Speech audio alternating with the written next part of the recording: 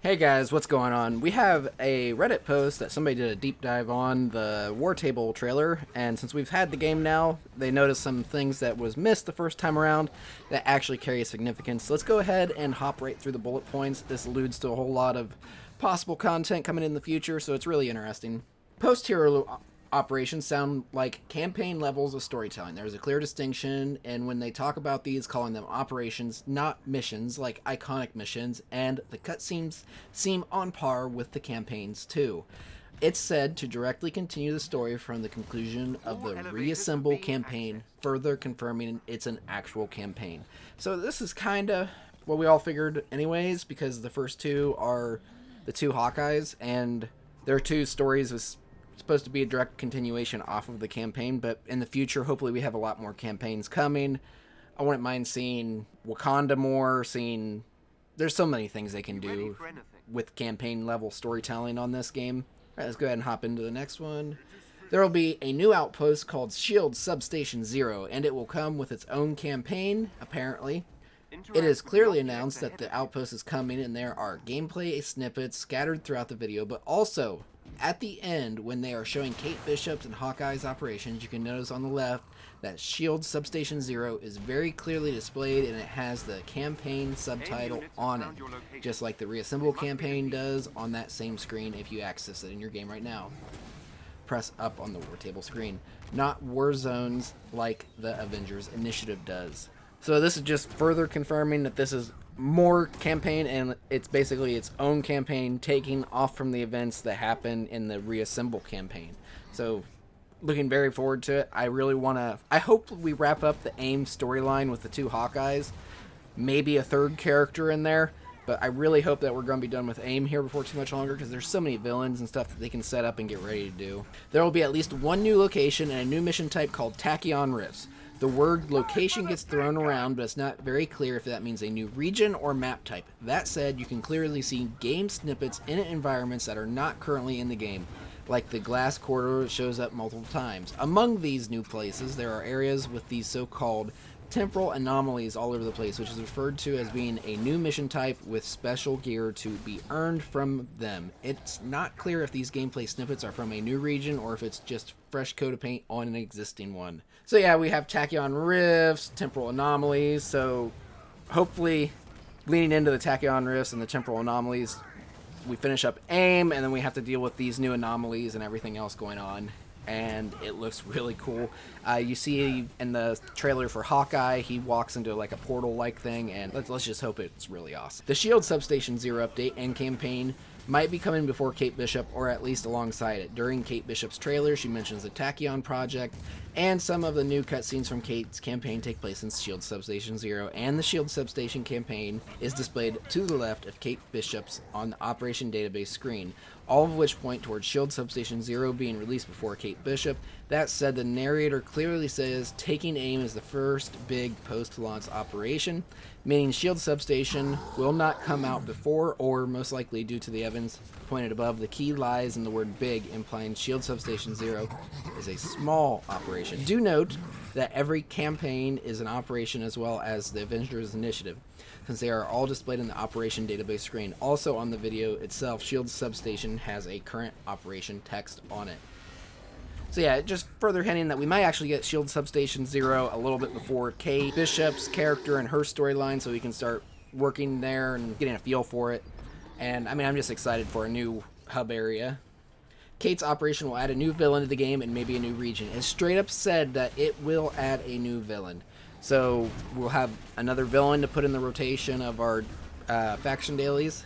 While it's mentioned that operations can also add new regions, it's not confirmed that Kate's will, but all evidence of new maps may suggest it either will or Shield Substation will. So this just basically says that more than likely each new DLC that we get will either add new villains or new areas, which I mean is pretty basic stuff for DLC, so I don't know why that's even a really big point. Hawkeye's operation is called Future Imperfect and may involve time travel. One of the easier things to note, Hawkeye's campaign title and description have been seriously censored due to containing spoilers. Most likely you can still make out the title though, Future Imperfect. And it's very weird that small parts of the description aren't censored. It reads, Hawkeye is back, cutting the K from back, and at the end, M's newest W, which cuts aim and weapon at the beginning and end, respectively. While I don't understand the meaning of these uncensored bits, when you put Future Imperfect together with those Tachyon Rift missions and the mention of temporal anomalies, there's sure to be time travel in the mix. Could the devs be building up to King the Conqueror as a villain at some point down the line? Possibly Claw will be the villain of Black Panther's operation whenever it comes out. When they mention Marvel Birthday, they show a few comics on the screen. Those comics were not chosen randomly, as they depict characters like MODOK and the Super Adaptoid, which are in the game, but one of them shows Black Panther, Thor, and Vision, who has leaked DLC character list from a data mine. I'll put a card up right now showing the data mine video I have. Fighting Claw. Considering the content of the event was changed due to Chadwick Boseman's passing, it's very likely this comic was there for a reason. Further confirmation that Vision, Winter Soldier, and possibly Doctor Strange is coming. As mentioned above, there's a lot of these lots on these comics on the presentation, and they're not random. One of which shows Vision, another one shows Hawkeye teaming up with Winter Soldier, which seems like a very specific comic to put up there. Will Hawkeye and Winter Soldier team up down the line on the game? Also, when mentioning the issue AIM debuted in the comics, Doctor Strange is very prominent on the cover. But while this could be a reference only to AIM and be unrelated, we know Doctor Strange was also on that leak. So he's just doing a deep dive into the covers, basically confirming some characters that we already knew were pretty much coming, like Winter Soldier, Doctor Strange, all from the leak thing, but it's just further confirmation that we'll more than likely be seeing these characters hopefully sooner before later. There's multiple skins that are not in the game. He's just pointing out skins that they show in this trailer that are not currently in the game. This doesn't surprise me. There's going to be skins locked behind a bunch of stuff, and they'll release them over time.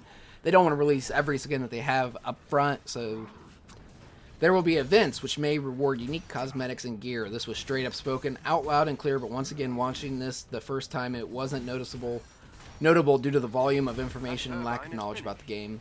So they're just going to have unique cosmetics and gear that you just get from specific missions and events, which is your basic live service stuff.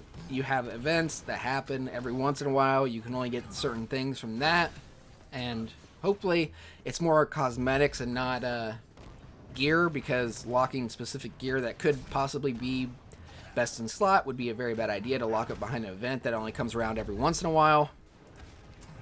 There will be a new, big, cooperative mission called AIM Secret Lab, which will only be available once a week. This is very obvious from watching, and I included it on the list for completion's sake.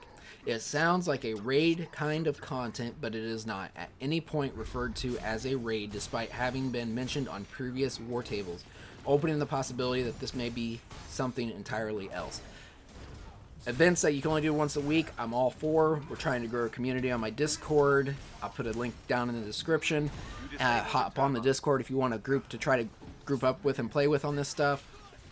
And I'm super excited for any new content coming to this game, especially AIM Secret Lab. We don't know if it's going to be like a Hive, or possibly like a Hive and a Vault, or just something new entirely.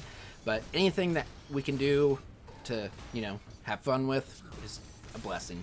There will be new heroes, villains, missions, and gear over time for years to come, also kind of obvious, but if you need a confirmation, here you go. So this has been said multiple times.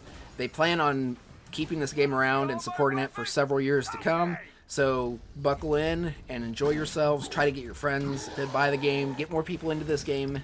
Maybe it's not for them now, maybe in 6 months it will be, but just keep that in mind and keep revisiting this game. There will always be new content coming. So it's very, very exciting to see, and I, for one, don't plan on going anywhere, so subscribe to the channel if you want to stay up to date with all the latest Marvel news. What are you most excited for the possibility in this game? Drop that down in a comment below, and as always, I appreciate every one of you. Hey, thanks for checking out the video. Be sure to subscribe if you haven't already, and as always, I appreciate everyone who checks this channel out. Even if you don't subscribe, I hope you all have a wonderful day.